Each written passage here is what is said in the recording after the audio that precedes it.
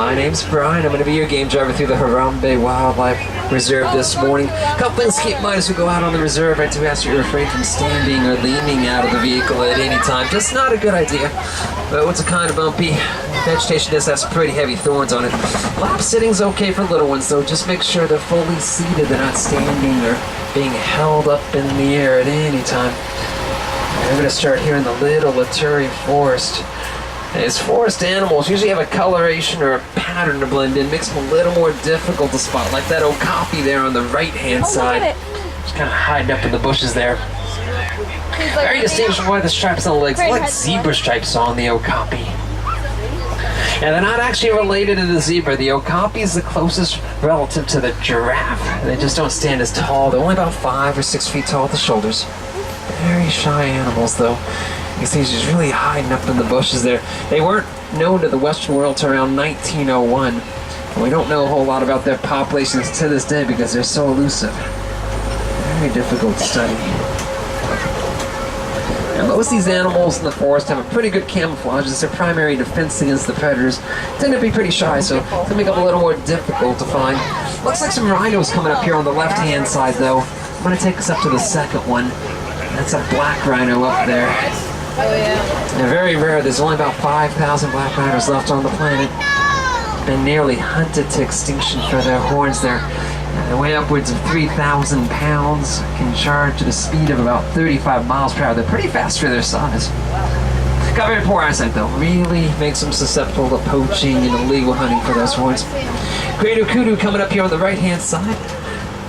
Light tan, gray antelope with white stripes. Second tallest antelope in Africa, the greater kudu.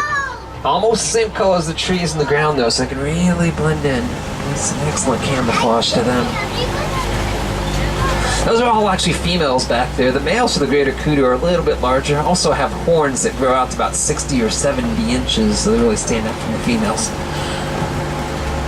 A large black and white bird, that's a saddle-billed stork, one of the larger birds in Africa. And there's another antelope up here. It's a chestnut red with white stripes. Oh, there's a couple little baby ones. Those are bongos. And bongos are often referred to as the ghost of forest. Usually they spend most of their time in the deep thickets in the underbrush hiding out. Right out in the open. It's incredible.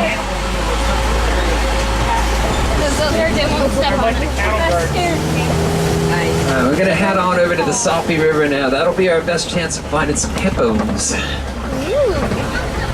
Hippos are one of the largest mammals. They can weigh over 5,000 pounds.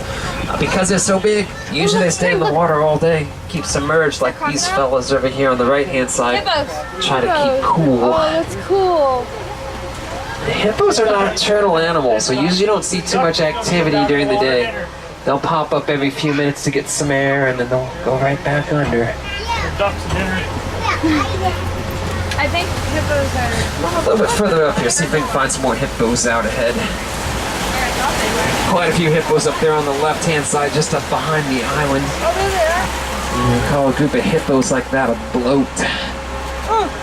Holy crap. That bird was gonna fly right there. The great white birds on the island and out in front of them, those are pink-backed pelicans. Those are awesome. They're one of the smallest pelican species. They only have a wingspan of about 7 feet. We've seen a pelican in Puerto Rico that goes right under the water. Now the hippos are Yeah, you actually told one of the us most about that. dangerous animals in Africa. Yeah, they're fiercely territorial hippos. When they leave the water at night to graze, they'll go 3 or 4 miles, and that's where you get that interaction with humans that can happen. They're actually quite a bit faster than humans. Hippos can run up to about 20 miles per hour on land. See, there's cable bridges. Yeah, that's cool. I'm going to slow us down a little bit for the bridge out ahead of us here. It takes us right over the crocodiles.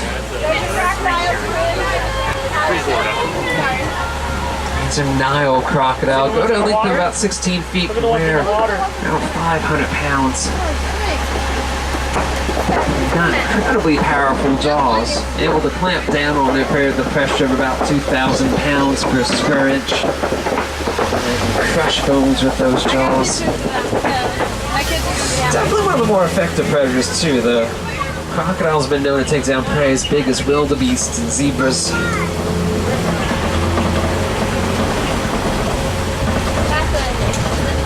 We're going to leave the relative cover of the forest behind us now. We'll go out onto the open expanses of the savannah. Very different ecosystem out there.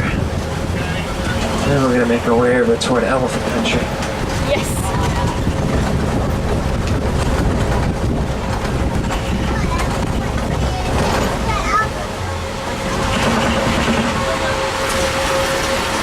The savannah stretches for hundreds of miles across East Africa. Look at the ones in front. Superhighway for millions of migrating animals. Is that a bull? Also home to some of the more famous ones, like elephants, lions, giraffes, all part of the wild Africa we're trying to conserve. Oh, cattle. Oh, that one goes over there. These animals right at the base of the hill, these are Ankole cattle, also known as Watusi cattle, after the tribe that first domesticated them. Their horns are pretty impressive. They So go hard to to a keep length the of about camera 4 or 5 feet. See way out. Oh yeah, look at the dress. Oh Their yeah. horns are not that heavy though. They only weigh friend, about I just 12 got, to like, 15 5 seconds of pounds. your They're actually a head. honeycomb inside. Oh look at this one. It's hard to watch and record at Just the a same little bit time. closer here, see if we get I closer start to these watching and then the camera just Ankoles. goes down. Cows, Mark? Look at the cows. Up on the left-hand side, these are African wild dogs. Wild dogs are also known as the painted dog. Now they're the most successful predator in Africa. Unlike hyenas, they're daytime hunters. They're pack hunters, and they have incredible stamina. They literally chase their prey down until it falls over from exhaustion. That's awesome. And once they take down their prey, they bring it back to the rest of the pack. They feed their young first, and then the adults take their share. Alright, we're gonna get a little bit closer to these Ankole cattle just out ahead of us here. Looks like they're coming up toward the trail.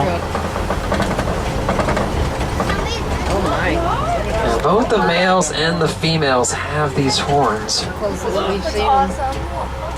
They actually use them to cool themselves off during the heat of the summer. They can circulate blood through the horns, get rid of some of the excess heat that way. It's kind of like having a giant radiator on your head. Kind of cool. Look at the thing out there. These earthen mounds around us here. These are all termite mounds. Termites create mounds by combining their saliva together with the mud in their dung, Look pelican. packing it into the mounds. It bakes in the sunlight, turning hard as concrete. Average height for mounds is usually around 7 feet, but they can be taller. So we looking for any particular animals today? Any favorites? I see them coming up right now. Just the giraffes, which we saw out in the distance there. We're gonna catch up with those. Here's zebras too, so look for zebras as well. And it's actually and elephants. Giraffes, elephants, and zebras. Looks like most of the animals are heading toward us here. The Yes. giraffes and the eland here. Now the eland are one of the largest antelope. They can weigh over 2,000 pounds as adults. They are just enormous, these eland. Beautiful spiral horns. These are a couple little baby eland walking either side of the trail here. Oh, okay, we're gonna stop for a second here until she decides what she's gonna do.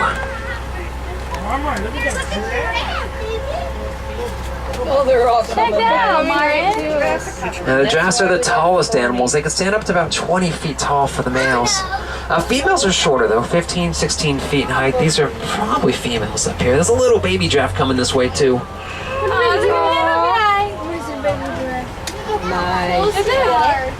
That's a baby. Yeah, these are all Maasai giraffe. You can tell by looking at their spotting pattern. Maasai's are known for having small spots, very rough and uneven around the edges. This little baby's probably about a year old, maybe about 9 or 10 feet tall. And when they're born, they start off at just 6 feet tall. Maybe about taller than me. 150 pounds. Another giraffe coming at us over on the left-hand this side. Wildebeest over on the right-hand side. The silver gray animals are the wildebeest.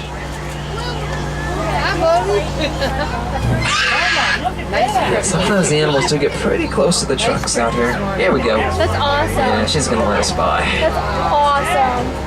Their skin looks so thick. Yeah. Very cool. And in addition to the height, the giraffes also have a secret weapon for reaching up there and getting the leaves off the trees. Usually they've got about 1 inch of tongue per foot of giraffe, so they can have up to an 18-inch tongue. The tongue's actually prehensile, so they can wrap it around the leaves and the branches to pull them down. That's awesome. Giraffes, they spend most of their lives eating. 15 to 20 hours every day they're grazing. They only sleep for about a half hour each day. If I was a little taller, I'd say I might be a giraffe. Yeah, I was gonna say, Martin's a Now these giraffe. really tiny little antelope to the top of the hill, those are springbok. Kind of a cinnamon color on top, white on the bottom with that dark streak. They only stand about 3 feet tall. They are among the top 10 fastest animals, though. They can run between 50 and 60 miles per hour. Very agile, the springbok. Mom just looks at you like, really? Right now? Well, just out ahead of us here, there's a watering hole, usually frequented by the elephants, and I see one right up around the corner here, so Elephant! maybe it's a little bit closer. Maybe on this side. Look at the elephant. Elephants are the largest land mammals. Males weigh over 10,000 pounds. This is probably a male over there. Look over here. There's also monkeys out here on the left-hand side. Monkey. I'm gonna stop us right up between the monkeys. There's a monkey. Bamboo. Now, these are monkeys. They have tails. Baboons do not have tails. These are the largest monkeys in Africa, also the most colorful. That's the dominant male there. Look at it. He's the most colorful Look of all at his of them. butt. Look at his He really butt. stands out. The males weigh up to about 100 pounds. Females are smaller, only about 30 pounds. That's awesome. And this is probably a male elephant over here. Males tend to be loners for the elephants once they get to adulthood. There's a train. Hey, it's not looking the other way there. We'll see if we can find some more elephants out ahead of us here. Usually the herd likes to hang out over by the red clay pits. Elephants are very social animals, but they form a strict matriarchal society, so their herds are entirely comprised of females and their calves. Those males, as soon as they get to adulthood, the matriarch of the herd will ask them to leave. And they spend most of their lives in solitude, the males. Poor guys. And let's slow us down a little bit for this next bridge. It's a lot like the one over the crocodiles we already crossed. It's gonna creak and rattle, make some noise.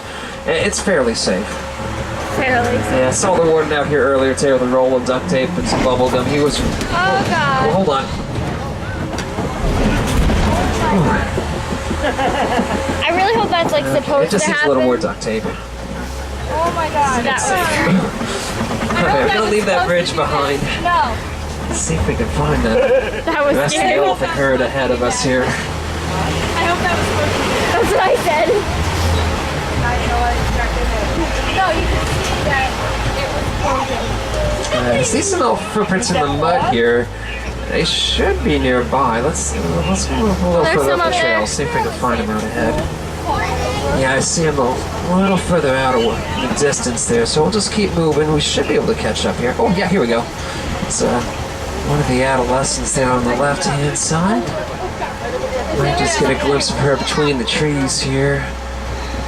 Let's get out past these trees. We might be able to get a better view around the corner here. Minus the hard part. Just that.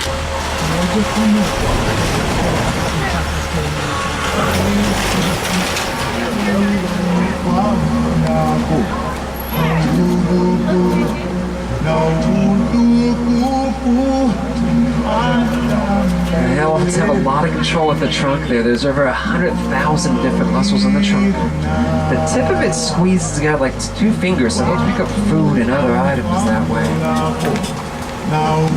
You might also notice a lot of sand and dirt, mud on the elephants' backs. They throw that up there as a natural sunblock to protect themselves. They have very sensitive skin. See, Mom, I'm just an elephant.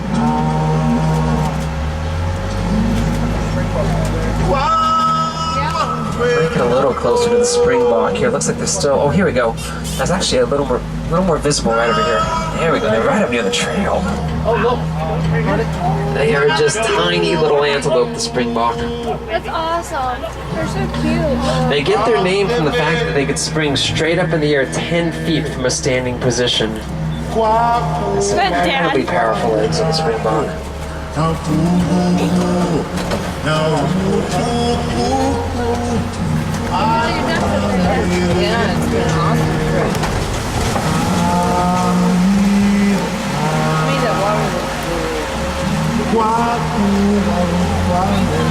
Greater flamingo is just out ahead of us here.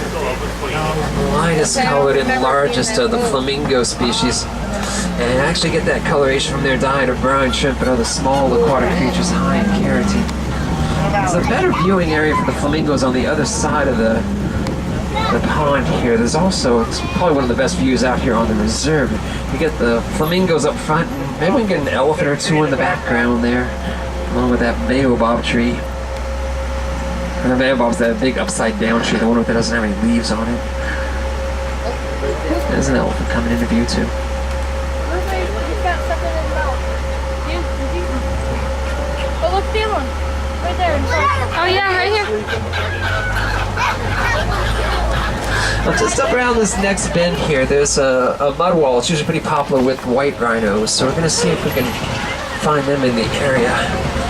White rhinos are a little bit larger than black rhinos. We have about 4,000 to 5,000 pounds. Yeah, it looks like they're just up in the distance here. Let's see if we can catch up with them here. Now the white rhinos are doing better than black rhinos, which are nearly extinct, but they're still suffering from poaching for the horns there. Oh my! There we go, they're right up near the trail. What else are you doing today? Oh, there's The horns are made of the same materials you'd find in your fingernails or your hair. They grow about 3 to 6 inches every year. We're going to move a little bit further up here. I thought I saw a couple more white rhinos in the distance there, and let's see if we can get a little bit closer to them. Could you imagine? Turn the corner. Yeah, here we go. Oh, there's a little baby white rhino up here. And they don't get their horn until about a year into their lives. So this little fellow's probably about a year old. Oh, he's going to start running. No, I want to take your picture. Come back. And he's going to hide behind his mama there. He's a little shy. Oh, way up.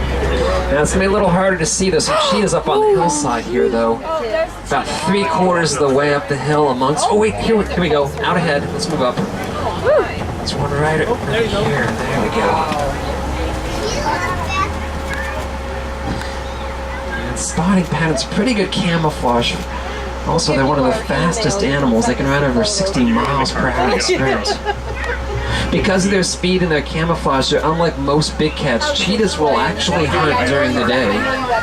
Most of the big cats are nocturnal, like the lions that are sitting on the boulders just out ahead of us here. From all the other animals.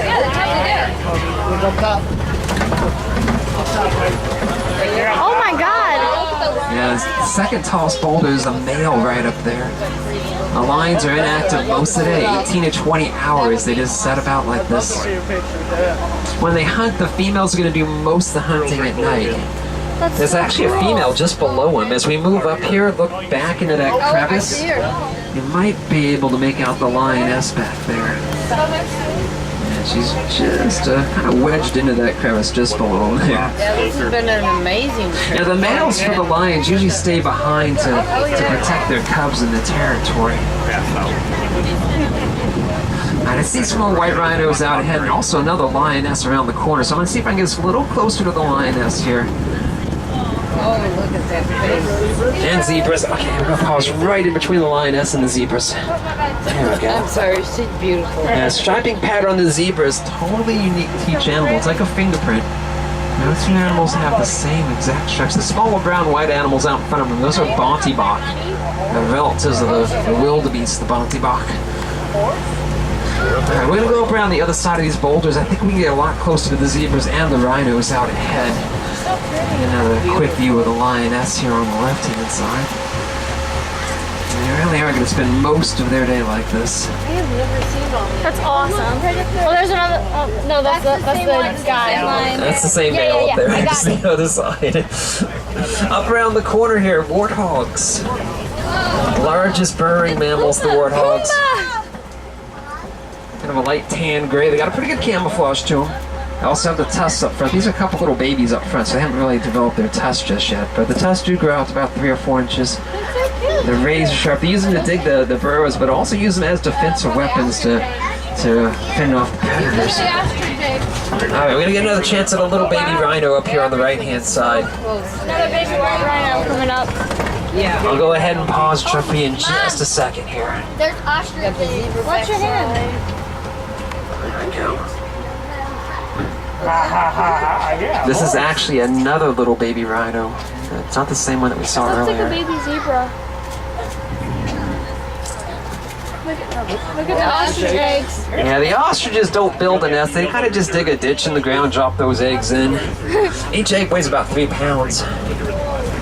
It's actually a communal nest for ostriches. The dominant hen digs the nest out, deposits her eggs in the center, and then all the other females will deposit their eggs around hers. Only about half the eggs hatch, though. Around 6 3-pound. Pretty high mortality to the ostriches.